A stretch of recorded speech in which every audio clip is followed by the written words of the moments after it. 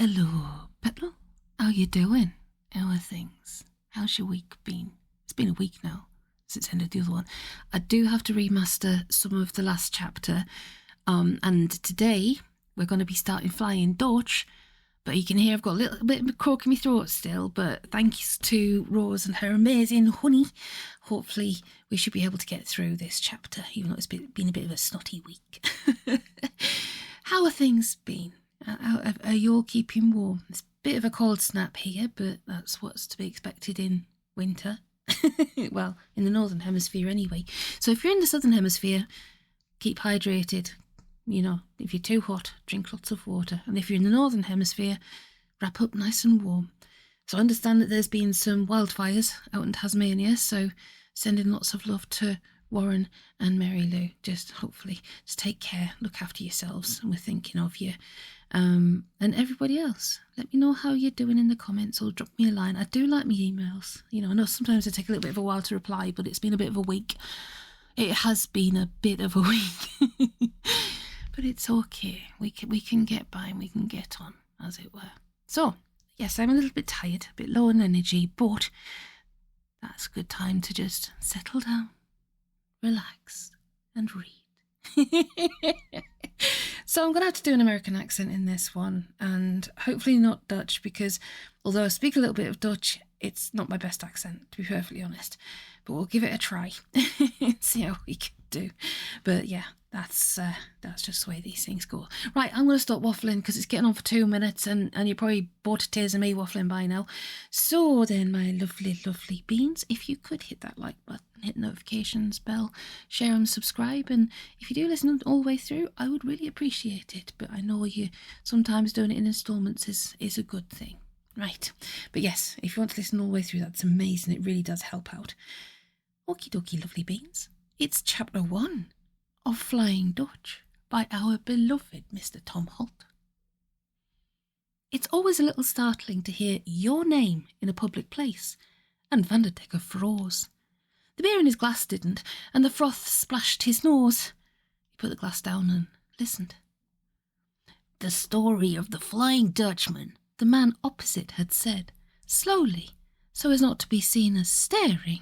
Vanderdecker looked around.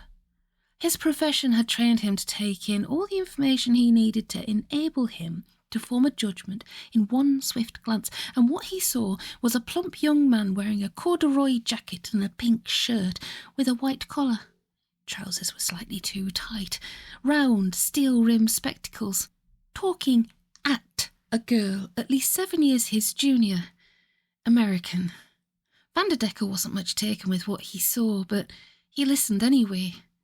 Most people think, said the plump young man, that Wagner invented the story of the Flying Dutchman. Not true. Really? Said the girl. Absolutely, the plump young man confirmed. The legend can be traced back to the early 17th century. My own theory is that it represents some misconstrued recollection of the Dutch fleet in the Medway. Where is the Medway exactly? Asked the girl, but the plump young man hadn't heard her. He was looking through her, as if she were a ghost, to the distant but irresistible vision of his own cleverness. Vanderdecker knew exactly where the Medway was, and he frowned. He disliked being referred to as a legend, even in his own lifetime, but the plump young man hadn't finished yet. The version used by Wagner, I say used, but of course the master tailored it to his own uses. It tells of a Dutch captain who once tried to double the Cape of Good Hope in the teeth of a furious gale and swore he would accomplish the feat even if it took him all of eternity. You don't say, said the girl. No sooner had the fateful oath left his lips, he continued, when Satan heard the oath and condemned the wretched blasphemer to sail the seas until the day of judgment, without aim and without hope of release, until he could find a woman who would be faithful until death. Once every 7 years, the devil allows him on shore to seek such a woman, and it is on one such occasion. I always thought, said the girl, that the Flying Dutchman was a steam train. This had the effect on the plump young man that sugar has on a full tank of petrol. He stopped talking and made a request that Vanderdecker, for his part, would have found it difficult to grant. Pardon me? He asked. "Or was it the Flying Scotsman?" said the girl, realising that the joke needed explanation before an American could actually understand it. She might as well have been speaking in Latvian for all the effect she had, however, and again, a moment of bewilderment, the man started off again with the details of the Dalland centre plot from Wagner's opera. At this point, Vanderdecker let his attention drift back to his pint of beer, for he loathed the story. He had seriously considered taking legal action when the opera was first presented, but the problems of proving who he was would have been unsurmountable. By an odd coincidence, although not even Vanderdecker was aware of it, the young, plump man was actually Vanderdecker's great-great-great-great-great-great-great-grandson, the final product of an evolutionary process which had started with a fleeting encounter with a barmaid in New England in 1674, and there was proof, if proof were needed, that the version of the story that Junior had just gone through was nothing but a pack of lies, for Vanderdecker had been off and away without waiting to see if the barmaid in question would be faithful until a mild cold, let alone death. He was younger then, of course, a stripling of 116, and still obsessed with wild notions of having a good time every once in a while. Nowadays, on the rare occasions when he met them, he looked upon barmaids simply as people who were paid to sell him alcoholic beverages. The girl looked at her watch for the third time in 4 minutes and said that they'd best be getting along or they'd be late for the curtain. Her companion said there was no hurry, he hadn't finished telling her the plot. She replied that she would just have to muddle through somehow or other. Vanderdecker got the impression that she wasn't enjoying herself very much. They got up and left, leaving the Flying Dutchman staring at his glass and wondering why, when so many things had remained basically the same through the centuries, the human race had chosen to muck about with beer quite so much. Narrator's note, I agree, that's really antisocial. In his young days, they slung some malt in a bucket, added boiling water, and then went away and forgot about it for a week or so. The result of this laissez-faire attitude was incomparably preferable to the modern version, he seemed to remember. Or was that just another aspect of getting old? Narrator's note, no, it's not just about getting old. It's about the fact that people need to stop pouncing about with beer.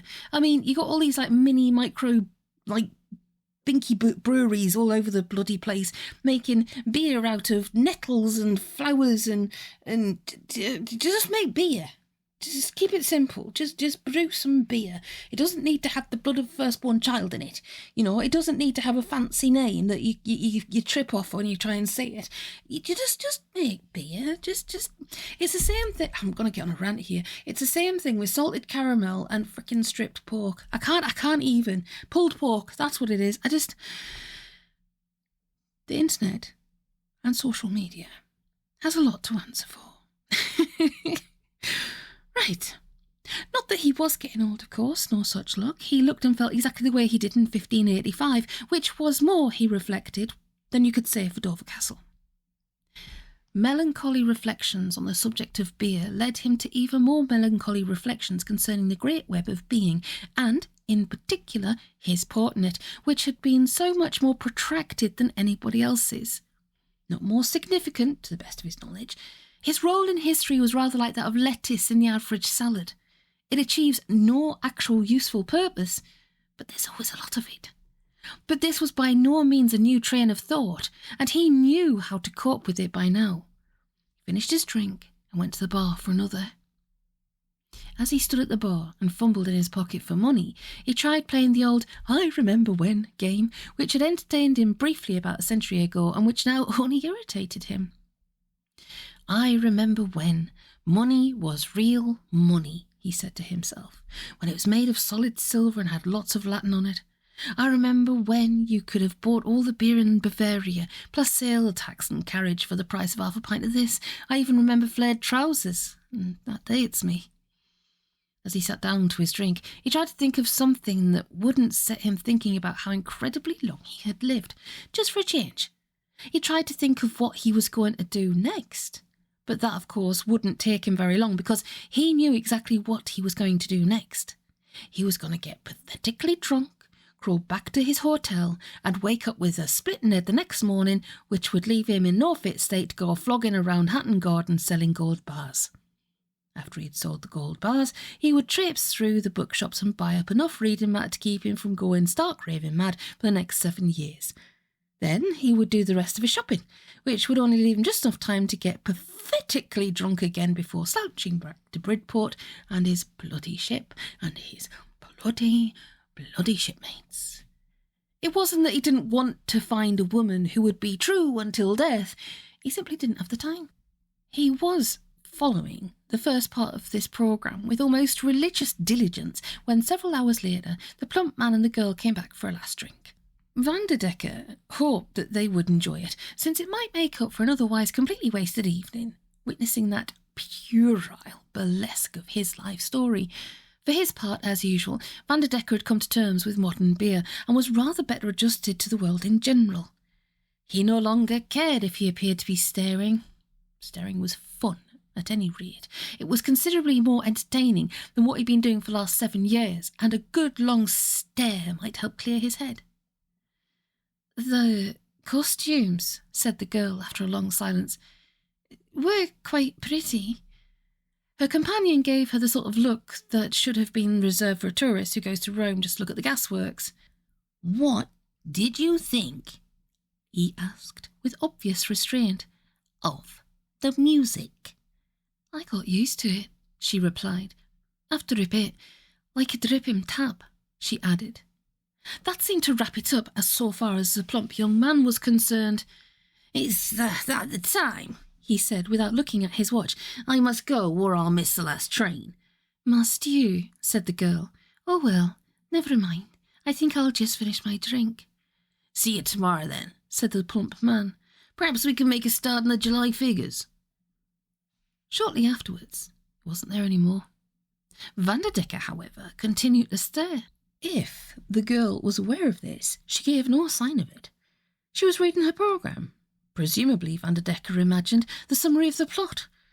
The injustice of it made him suddenly angry, although he recognised in his soul that it was too late to do anything about it now. He finished his drink and stood up to go. His route to the door in the street led him past the girl's table, and as he passed over the top of her bowed head, he heard himself speak. "All that stuff," he said, "about angels and faithful until death is rubbish. It was the smell." The girl looked up sharply, and just as Vanderdecker was going through the door, she caught a glimpse of his face. Somewhere in the back of her mind, she had a vague, indefinable, inchoate feeling that she had seen him somewhere before. "I remember," said the stranger, "when money was real money." "That's right, mate," said his new friend. "Pound, shilling and pence." "And testoons," said the stranger, "and groats and plaques and angels and riles and ducats and louis d'or and louis d'argent." "You what?" "And nobles, of course," continued the stranger. "I remember when you could get pissed as a rat, have a really good blowout in a bakehouse, eat bear baiting, and still have change out of a noble." The landlord turned his head very slightly. Drunks were no problem, but loonies he could do without. "What are you talking about?"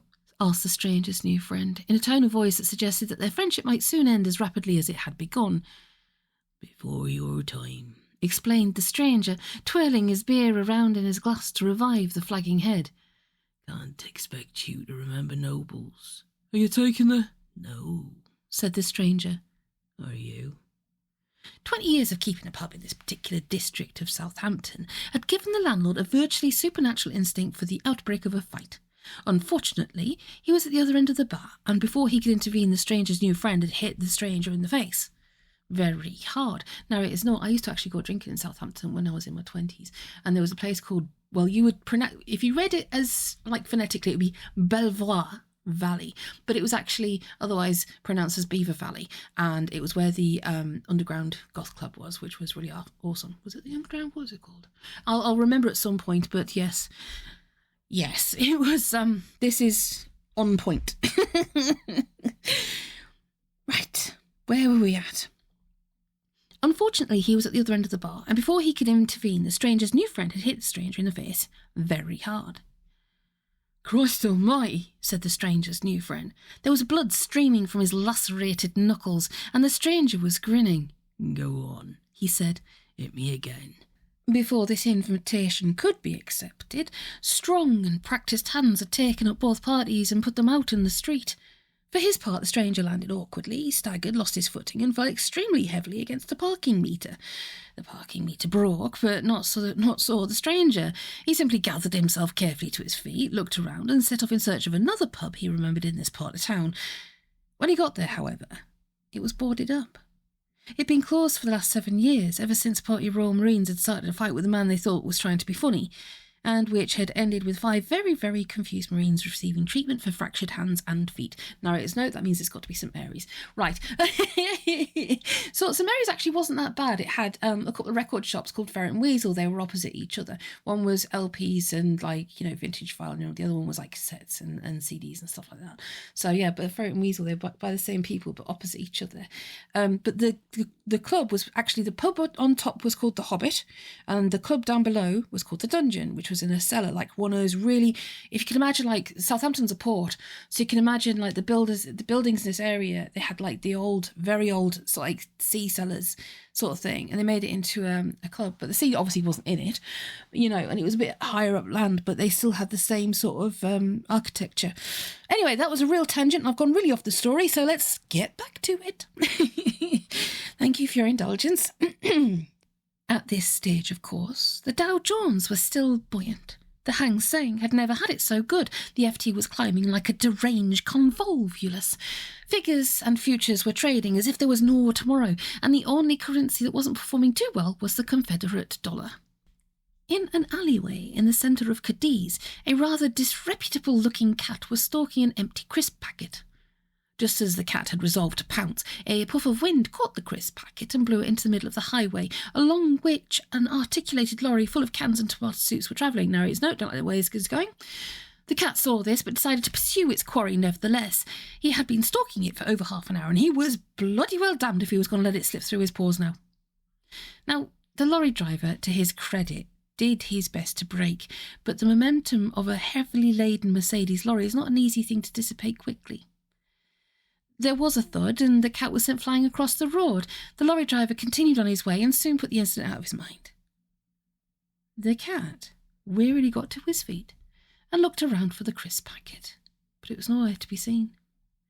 At that moment, an English tourist came running across to inspect the damage. The tourist was female and fond of cats.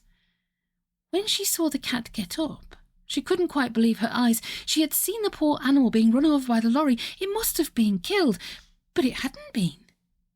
She came closer, and it was then that the smell hit her. She reeled back with both hands over her face and groped her way out of the alley. Now, this particular cat was used to such reactions, but that didn't make them any more pleasant. He sulked for at least 10 minutes. Now, it is nobody can sulk quite like a cat can, but I think it's just actually their resting, like their riching biatch face is to be their sulking, but they are the sweetest beans. We all like cats. Meow. Right. He sulked for at least 10 minutes until a discarded fruit juice caught his eye, and he settled his mind to the serious business of hunting. In a very, very long life, he had learned how to get his priorities right. On her way back home to Maida Vale on the tube, the girl who had seen the Flying Dutchman was bored, for she had forgotten to bring a book with her to read on the journey. Not that she had ever doubted for one split second that she was coming home tonight, perish the thought. It had been simple forgetfulness, and the tedium of having nothing to entertain herself with but the posters and her opera programme was a fitting punishment. After a random sample, she decided that the opera programme was marginally less dire than the posters, and she read the synopsis of the plot again. A modern version of the story, she decided, with the Dutchman doomed to spend the rest of time going around and around the circle line with nothing to read but vilely phrased propaganda from the employment agencies. It might have some possibilities, but by and large the whole idea was not so much tragic but silly. The daftest part, she reckoned, was the idea that Satan could get you just for expression of determination to get around a traffic hazard. If that rule still applied, she said to herself, then you wouldn't be able to set tyre to pavement on the Chiswick roundabout for souls in torment. Or perhaps the rule did still apply. It would explain the way some people drove. The train stopped at Paddington, opened its doors and sat very still. In the corner of the carriage there was a tramp with wild white hair and very distressing shoes, fast asleep with his head almost between his knees, but otherwise she was alone. The girl abandoned the legend of the Flying Dutchman and turned her thoughts towards the great web of being, with particular reference to her own part in it. "I am an accountant," she said to herself, "working mainly in banking. Why is it that, whenever I remember this fact, I want to scream?" Perhaps, she considered, the Dutchman story wasn't so silly after all. Perhaps Satan did hover unseen in the aether, waiting to pounce on ill-considered sayings. She had only said one very stupid thing in her life, "I want to be an accountant," but of the various explanations for her present condition to which she had given consideration before, the Satan theory was as good as any. Narrators note, absolutely agree. Was there such a person as Satan? By the way, why not? Satan was no more incredible a concept than Mr. Peters, the senior partner, and he undoubtedly existed. All one would have to do to make the gentleman in horns conceivable would be to get him out of those stuffy medieval clothes into a nice three-piece suit and convert the fires of hell into a microwave. You could possibly get a government grant for that. The girl recognised that her train of thought was becoming alarmingly metaphysical, but when you are stuck in Paddington Station at 1:45 with naught to read, you can afford to indulge flights of fancy. Plato would have loved the Bakerloo line. "I may not be Dutch," she said to herself, "but I'm positive I would hate to live forever." She remembered that week in the middle of summer holidays when she was young, that one inevitable week when the joy of not being at school had worn off and the dread of going back to school had not yet taken hold, that week when there was no longer anything to do, when everyone else had gone off with their parents to Jersey, when there was nothing on the television except Wimbledon, and cousin Marion from Swansea had come to stay. That week that was free of all the pressures of doing things you hated doing, devoid of all the pleasures of doing the things you liked doing, that week that lasted at least a month and probably longer. No crime a human being could commit, however terrible, could merit a punishment as dreadful as another of those weeks of killing time. Perhaps she should stop thinking along those lines before she found out just exactly how shallow her mind really was. It was then she remembered hearing a voice somewhere above her head at some stage during the evening, which had said that the angels and the love interest were all rubbish, but that the smell had been the real reason, or words to that effect. It was peculiar, to say the least, that her brain should seek to filter out this scrap of jetsam from the rubbish that her memory was sorting and discarding. Her mind, she reckoned, was like the little grill thing over the plug-hole which catches fragments of cauliflower and pasta shells when the washing-up bowl is emptied. She was reckoning thus when sleep finally caught her out, and she slept through Warwick Avenue and only just woke up in time to scramble out of the train at Maida Vale and walk home the long way. There is one pub in Southampton which it is impossible to get yourself thrown out of, no matter what you do or say, and where the newcomer ran into someone he knew very well. At first they tried to avoid each other, since it was 3 days yet before they had to go back to the ship, and then they would be together again, inseparable, for another 7 years, but this plan broke down when the newcomer realised that he had run out of money. "Antonius," said the newcomer to his friend in Dutch, "lend me a fiver till payday." Antonius felt in the pocket of his shirt and found a £5 note, which he gave to his companion. His companion's name, for the record, was Johannes, and he and Antonius had been born in the same village south of Antwerp over 430 years before. Barring shore leaves like this, they had been out of each other's company for a period exceeding 8 hours exactly once in 417 of those years, when Johannes's mother had suspected that her son had caught the plague and locked him up in the barn for a few days. Neither of them would have chosen to have it this way, since they didn't get on very well and never had. Johannes was a short, noisy man, with a hairy face and hairy arms, who liked drinking a lot and falling over. What Antonius liked doing best was standing quite still, unfocusing his eyes and thinking of nothing at all. Each of them found the other remarkably uncongenial, and the only point on which they were united and could talk for more than 3 minutes without losing their temper with each other was their dislike of everyone else on board the ship, and in particular Captain Vanderdecker. "After all," said Johannes a few minutes later, as they sat in the corner of the bar under the dartboard and drank their beer, "he was the one who got us into this in the first place. That's right, replied Antonius. all his fault. A dart bounced out of treble 15 and point first onto Antonius's brown, bald head. He extracted it and handed it back to his owner. What the hell did he want to go drinking that stuff for in the first place? Johannes continued, picking a grain of chalk dust out of his beer as he spoke. He should have known it would end up all wrong. He just didn't think. Antonius agreed. No consideration for others. And then dropping it, said Johannes bitterly. Into the beer barrel. Typical, said Antonius. It was a word he was very fond of and saved for special occasions. He didn't want to wear it out by overuse. This beer, said Johannes, unconsciously echoing his captain, grows on you after a bit. You could get used to it. It's got a taste, though, Antonius asserted. You want another? Might as well. So they had another, and another, and 2 or 3 more after that, and then they went outside to get some air. By now they were feeling quite relaxed, and Antonius remembered the girl who lived round the corner. They decided to go and visit her. They did this every time they came to England, just as every time they forgot that she had died in 1606 and that her house was now a car park. They always left a note, though, saying that they were sorry to have missed her and would be sure to drop in next time. Since the building of the car park, they had taken to sticking these notes behind the windscreen wipers of the parked cars, and once they had left one in the car of an avid and knowledgeable local historian who had read it and was quite ill for months afterwards. The plump man, who was also an accountant, although a vastly more important one than the girl, made himself a cup of lemon tea and tried to forget that he had wasted a performance of the Flying Dutchman at Covent Garden with Neustadt Singing Centre on a cultural void like Jane Doland. Next to his career, he loved opera above all things, and a failure to appreciate it was a crime that could not be forgiven. He opened his briefcase, switched on his calculator, and put Rienzi on the CD player. Slowly, like the return of spring, the wound began to heal. Narrators not cannot buy people like that as well. And it's true. You know, accountants and kind of like management accountants, the fact is you can all do the same frickin' sums. It's just one's got a different set of letters behind their bloody name. Rah, rah, rah, rah. So, that was the first chapter. What did you think? Did you like it? Did you like it? Did you like it?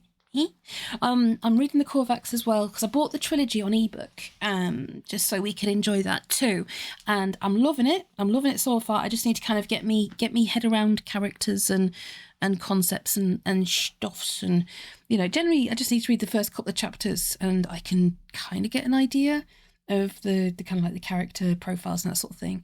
I mean, Tom Holt's a lot easier because like the ones we've been reading, because I've read them all before many times. So I can just go blah, blah, blah, blah, blah. Yes, but there we go. Right, my lovely beans. As I said, please either drop me a line by an email or let me know how you are in the comments. I hope you're all doing good. What are you looking forward to for springtime? What are you going to do in spring? Because it's only around the corner. You know, maybe March will bring us a little bit of a cold snap, but either way, I think it'll be an early spring this year. I'm pretty sure of it because I've been very disappointed with the snow. They keep sending us snow alerts and saying, oh, there's going to be snow due soon, me. No snow ever freaking arrives.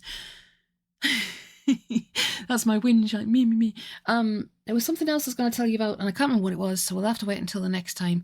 But yes, Corvus I'm working on. I've just got to do the graphics for the page as well and work on that one. I said I should try and do another chapter in a couple of days, I hope. Maybe on Monday, though, as opposed to Sunday, but we shall see. As I said, I'm going to try and pick back up the pace again because, well, I need to before summer because that's unbearable in this room. And, yeah, so please hit the like button, notification bell, share and subscribe. You know, all helps. You know, as I was listening all the way through. Even if you do it in a few goers, it doesn't matter. Listening all the way through counts. It just, yeah. Because, you know, I don't do this for, like, millions and millions of followers and stuff like that because, as I've said to a few of you, you know, I really do appreciate our little group. And I appreciate how we all get on with each other. And you mean a lot to me, and I'm very grateful for, you know, this outlet that you've helped me, like, you know, develop, and I appreciate you very, very much. Yes, and yes, I know I say it a lot, and you know, it's just because I said to my my counsellor this week, I was like, you know, I do appreciate you, and I said, I know I'd say it a lot, but it's because I do. You know what I mean?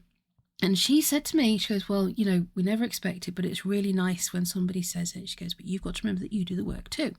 Same goes for you lovelies, because, I appreciate you very, very, very much, because you make the effort to come out and listen and interact and communicate and stuff. And I do appreciate you all very, very much indeed. Yeah, I'm going to stop waffling now. I'm going to stop waffling now. Thank you for being here. I appreciate you. Have an awesome, awesome couple of days. As I said, keep warm if you're cold, hydrate if you're too hot, but most of all, get lots of sleep and take care, Petal. See you soon.